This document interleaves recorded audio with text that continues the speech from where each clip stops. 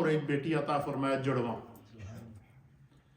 फिर दूसरी औलाद, दूसरे साल जो औलाद अता फरमाई उसमें भी अल्लाह ताला ने एक बेटी और एक बेटा अता फरमाया।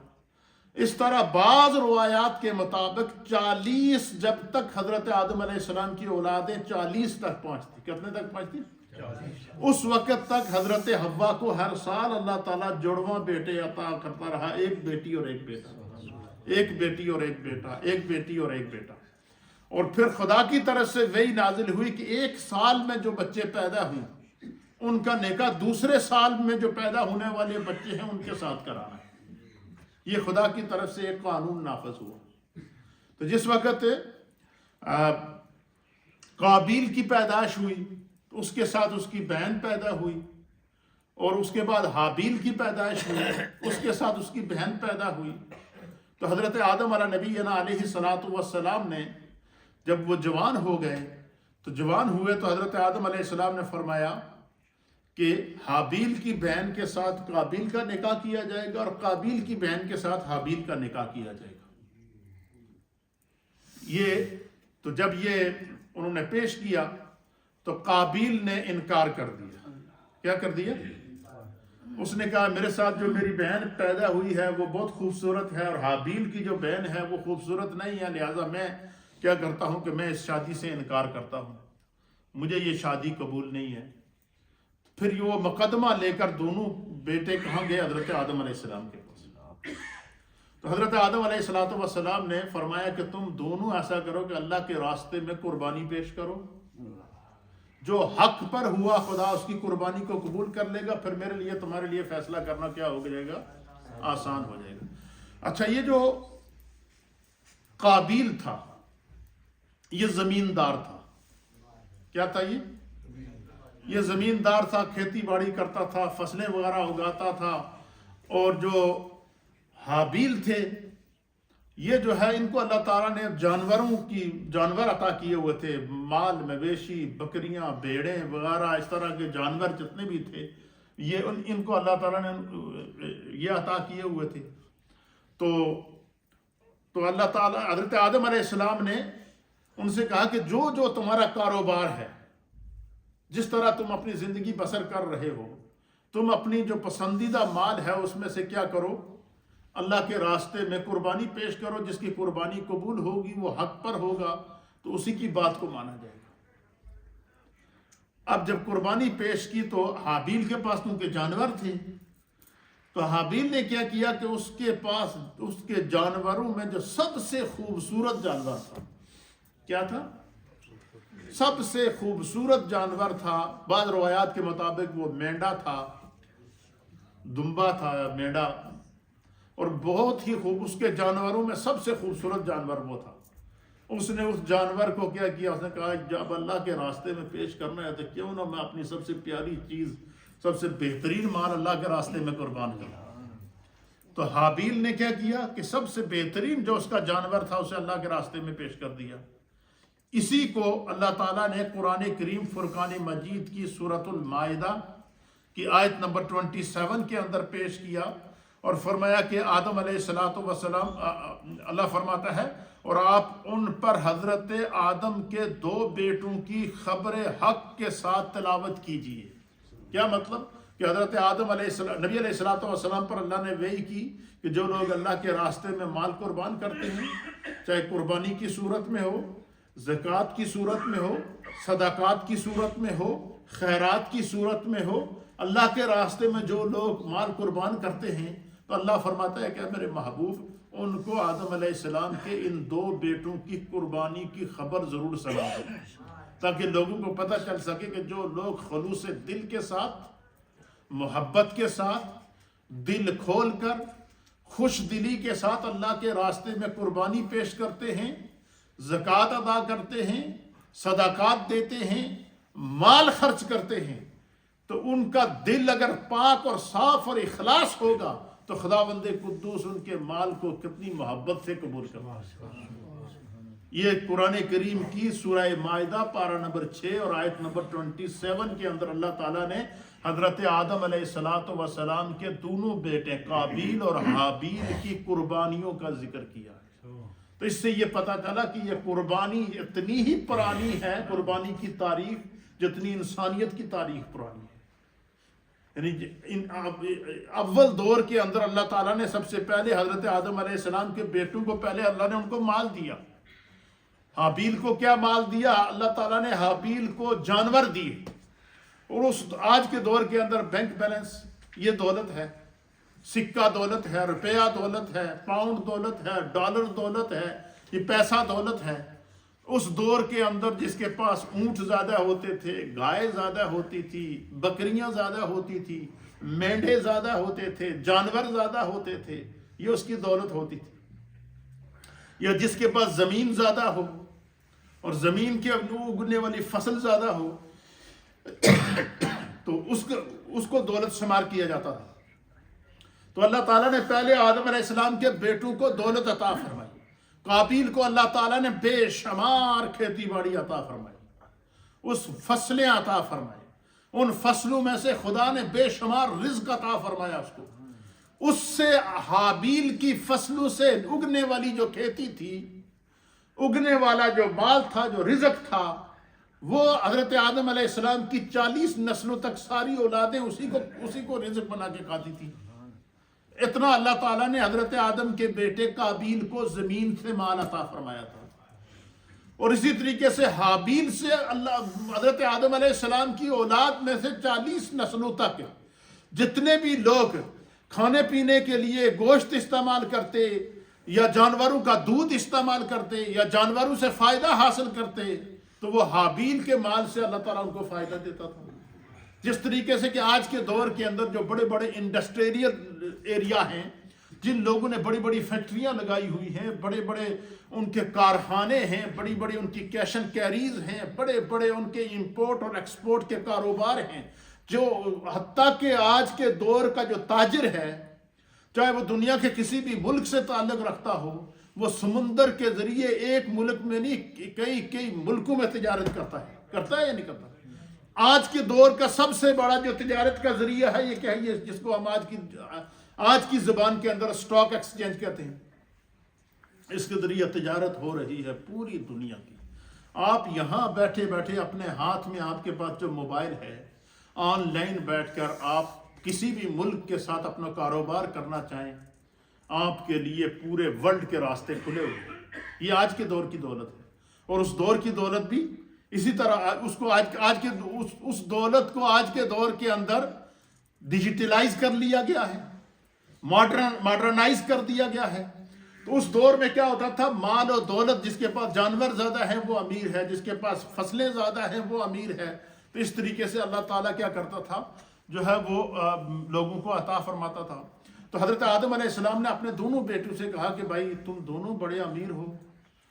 قابیل سے کہا کہ تمہیں اللہ نے اتنی فصلیں دی ہیں، تیری فصلوں سے اگنے والا جو غلہ ہے، تو میری نسلیں، میری اولاد تک جو انسانیت پیدا ہو چکی ہے، ان کے لیے خدا نے تمہاری فصلوں سے اللہ نے ان کے لیے رزق کا سامان پیدا کیا ہوا، تمہارے ذریعے ان تک رزق پہنچ رہا ہے۔ تو تم لوگ ایسا کرو کہ اپنے مال کو خلوص دل کے ساتھ اللہ کے راستے میں پیش کرو، جس کی قربانی خدا کو قبول ہوگی میں اس کے حق میں فیصلہ کر دوں گا۔ میں تمہارے اس کیس کو خدا کی عدالت میں لے کے جا رہا ہوں۔ ان دونوں بیٹوں نے اپنا جھگڑا کس کو پیش کیا؟ اپنے والد حضرت آدم علیہ السلام کو۔ اور حضرت آدم علیہ السلام نے ان سے کہا کہ جو خدا نے تمہیں مال دیا ہے، دولت دی ہے، عزت دی ہے، ثروت دی ہے، تم اس کو خدا کے راستے میں پیش کرو۔ جس کی اس دور میں یہ ہوتا تھا کہ جو بندہ اخلاص کے ساتھ، محبت کے ساتھ قربانی پیش کرتا تھا یا خدا کے راستے میں کوئی مال پیش کرتا تھا، تو آسمان سے ایک سفید آگ آتی تھی، جیسے کہ یہ آسمانی بجلی جس کو آج کے دور میں کہتے ہیں۔ کیا ہوتی تھی؟ جب آسمان پہ بجلی چمکتی ہے تو آپ نے دیکھا ہوگا نا کیسے گڑک چمک کے ساتھ جب بجلی ہوتی ہے تو چمکتی ہے تو نظر آتی ہے۔ تو آسمان سے ایک چمک آتی تھی، ایک آگ آتی تھی، اور جس نے خلوص دل کے ساتھ اللہ کے راستے میں مال خرچ کیا ہوا ہو، اس کے مال کو وہ اٹھا کر لے جاتی تھی یا جلا دیتی تھی۔ تو پھر یہ اعلان کر دیا جاتا تھا کہ اس کی قربانی خدا نے قبول کر دی۔ تو جب حضرت آدم علیہ السلام نے اپنے دونوں بیٹوں سے کہا نا کہ اللہ کے راستے میں قربانی پیش کرو،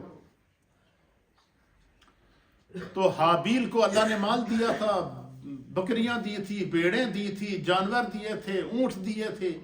تو حابیل نے اپنے سارے مال کو جمع کر کے نا، ان میں جو سب سے خوبصورت مینڈا تھا، دمبا جس کو ہماری زبان میں کہتے ہیں، سب سے خوبصورت پلا ہوا، بالکل تیار، ایسا کہ جس کو دیکھ کر نظریں رک جائیں، اس کو لایا اور اس کو لا کر خدا کی بارگاہ میں قربان کر دیا.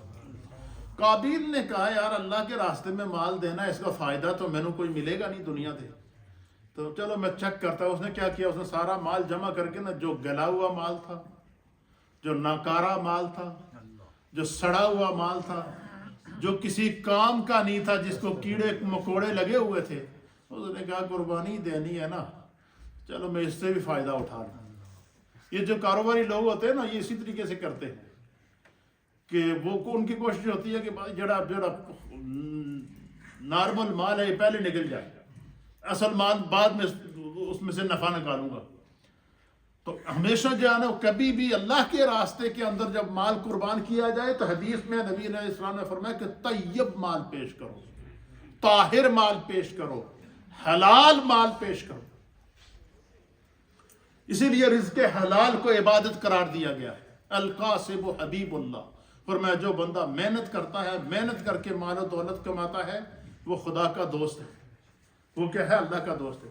تو قابیل نے کیا کیا، اس نے جو ہے وہ سڑا ہوا جلا ہوا مال تھا، اس کو جو ہے وہ پیش کر دیا. تو جب اللہ کی طرف سے آسمان سے کیا ہوئی، ایک وہ آگ آئی اور اس نے حابیل کی قربانی کو، جو جانور اس نے بڑا خوبصورت پیش کیا تھا، وہ اس کو اٹھا کے لے گئی. اور جو قابیل کی قربانی، جو اس نے سڑا ہوا مال پیش کیا تھا، اس مال کو نہ صرف جو ہے اس سے بدبو آنا شروع ہوئی، تعفن پھیلنا شروع ہو گیا، لوگوں نے جناب اس کو تھو تھو کرنا شروع کر دی کہ اللہ دے بندے، اللہ تعالیٰ اتنا مال دیتا ہے تو ایسا ناقص اور ردی مال اللہ کے راستے میں دیا. اس لیے اللہ کے گھر میں، اللہ کے راستے میں جب کوئی چیز پیش کرے میرے دوستو، چاہے وہ ہم خود عبادت ہی کیوں نہ ہو، جو ہم خود کرتے ہیں اپنے لیے، اس کے لیے بھی اخلاص کا ہونا ضروری ہے. اسی لیے اللہ تعالیٰ نے قرآن کریم فرقان مجید میں فرمایا کہ جو تم اللہ کے راستے میں قربانیاں کرتے ہو نا، فرمایا اللہ تو گوشت کھاتا نہیں ہے، وہ تو کھانے سے پاک ہے. اللہ کو نہ تمہارے گوشت کی ضرورت ہے، اللہ کو نہ تمہارے خون کی ضرورت ہے، نہ تمہارے جانور کی جو ہے وہ کسی گوشت اور ہڈیوں کی ضرورت ہے. اللہ تعالیٰ کیا فرم ولا کی ینالہ التقوی منکم، اللہ تعالیٰ تو تمہارے دل کا تقوی دیکھتا ہے. اس لیے فرمایا جو بندہ خلوص دل کے ساتھ اللہ کی بارگاہ میں قربانی کرتا ہے، نبی علیہ الصلوۃ والسلام نے فرمایا کہ قربانی کے جانور کا قطرہ خون زمین میں بعد میں گرتا ہے، اللہ کی بارگاہ میں پہلے قبول ہوتا ہے. خدا اس کو کیا کرتا ہے، محفوظ رکھتا ہے. تو آج جو بات بتانے کا میرا مقصد تھا، جو پیغام دینے کا، کہ یہ قربانی کی تاریخ اتنی ہی پرانی ہے، اس کا جو ہسٹوریکل بیک گراؤنڈ ہے وہ اتنا ہی ہے جتنا کہ حضرت آدم علیہ السلام کے دور سے شروع ہے. تو سب سے پہلی قربانی حضرت آدم علیہ السلام کے بیٹے حابیل کی قربانی اللہ نے قبول کی تھی. اور قابیل کی قربانی کو اللہ نے کیوں رد کیا؟ اچھا، پھر جب قربانی اس کی رد ہو گئی، اب دیکھیں نا، کہتے ہیں کہ گناہ کے اوپر عذر پیش کرنا یہ بدتر از گناہ ہے. عذر گناہ بدتر از گناہ است. یہ فارسی کا ایک مقولہ ہے کہ کوئی بندہ ہوتا نا، کسی بندے سے کوئی گناہ ہو جائے تو کہہ دے بھائی میرے کوئی غلطی ہو گئی، اللہ میں نے معاف کرے.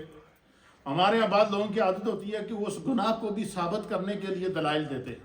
اب گناہ کو ثابت کرنے کے لیے، حرام چیز کو ثابت کرنے کے لیے اور ناجائز چیز کو ثابت کرنے کے لیے انسان جتنے ہیلے بانے کرے گا، اتنا وہ گناہ کی دلدل میں پھنستا چلا جائے گا، گناہ کی دلدل میں پھنستا چلا جائے گا.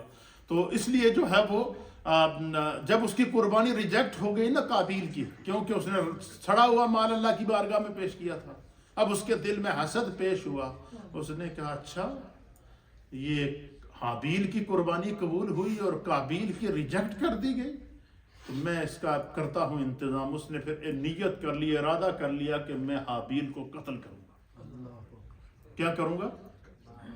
اس نے ایک پتھر اٹھایا اور حضرت حابیل جو تھے وہ اپنے مصروف تھے کسی کام کے اندر، تو ان کے سر میں اس نے پتھر مارا اور ان کو کیا کر دیا، شہید کر دیا۔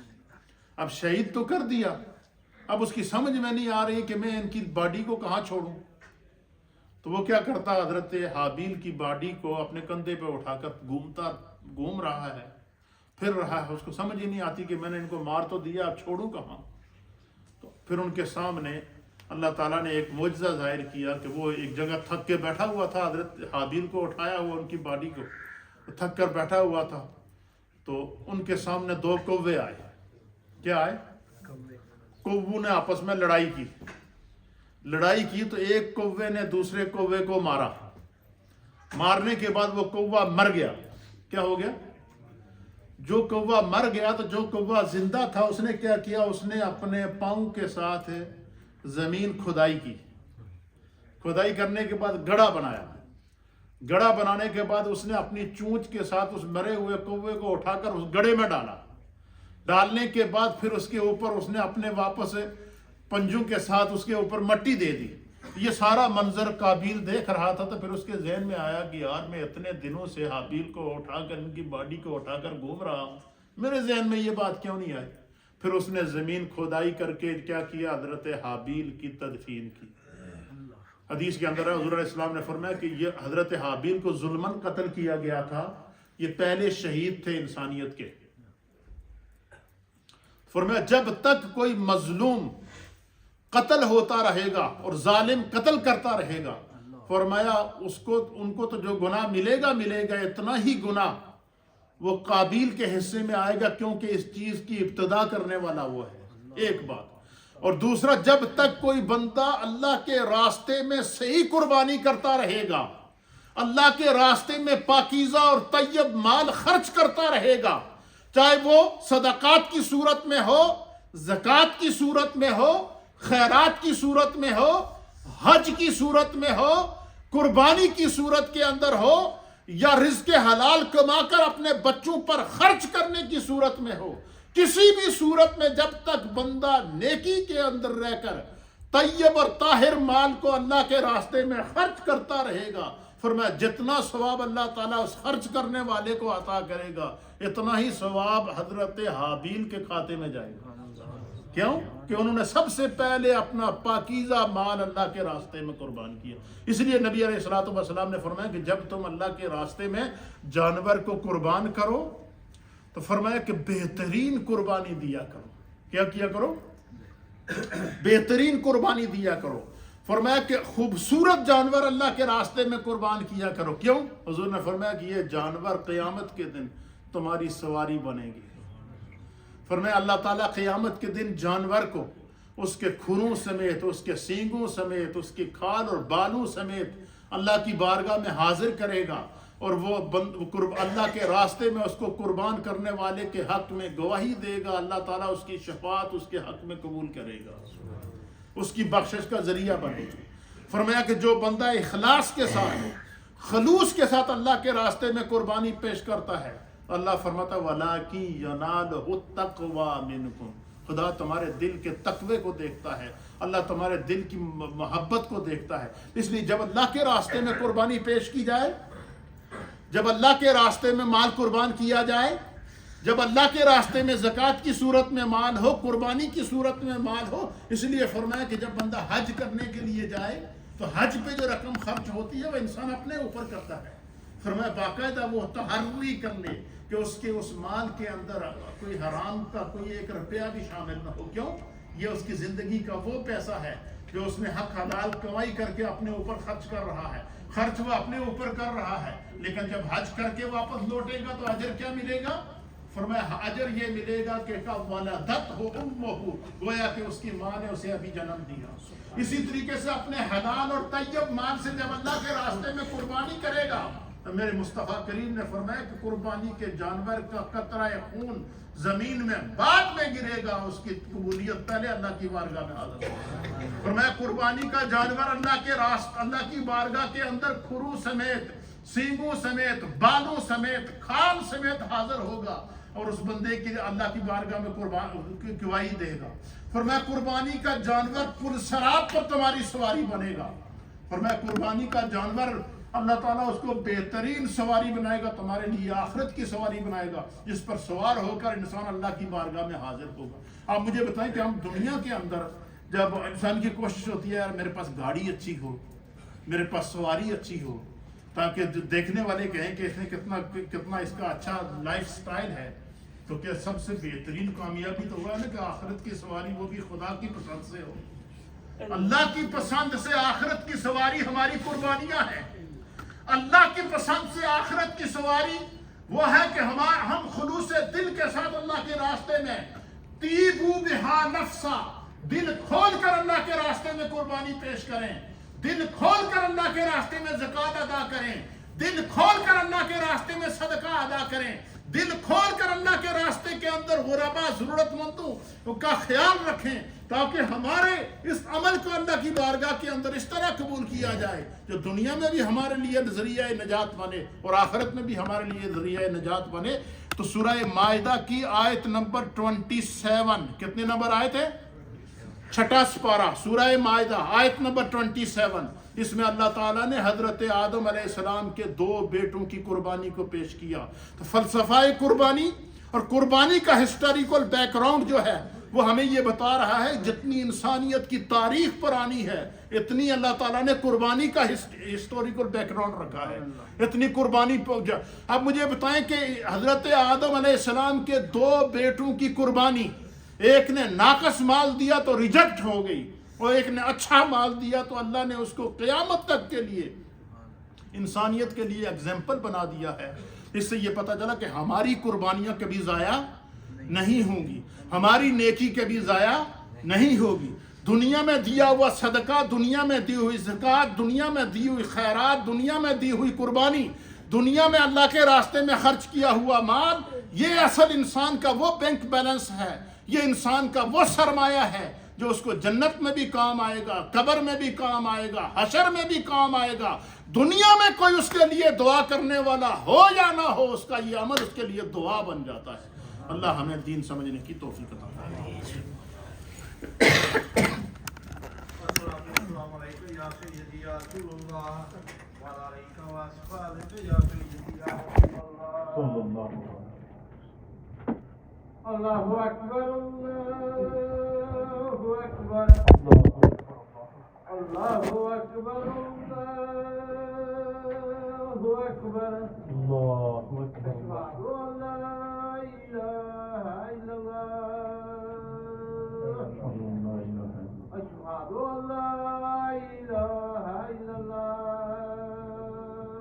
اشہد ان محمد صلی اللہ تعالی علیہ وآلہ وسلم اشہد ان محمد صلی اللہ تعالی علیہ وآلہ وسلم.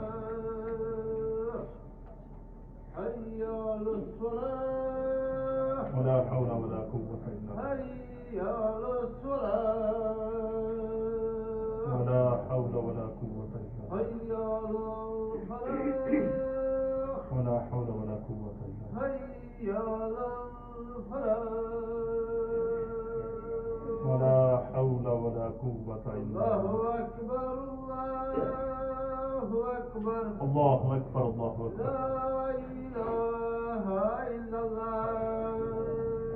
اللهم رب هذه الدعوة التامة والصلاة القائمة آت سيدنا محمدا الوسيلة والفضيلة والدرجة الرفيعة وابعثه مقاما محمودا الذي وعدته وارزقنا شفاعته يوم القيامة إنك لا تخلف الميعاد برحمتك يا رب.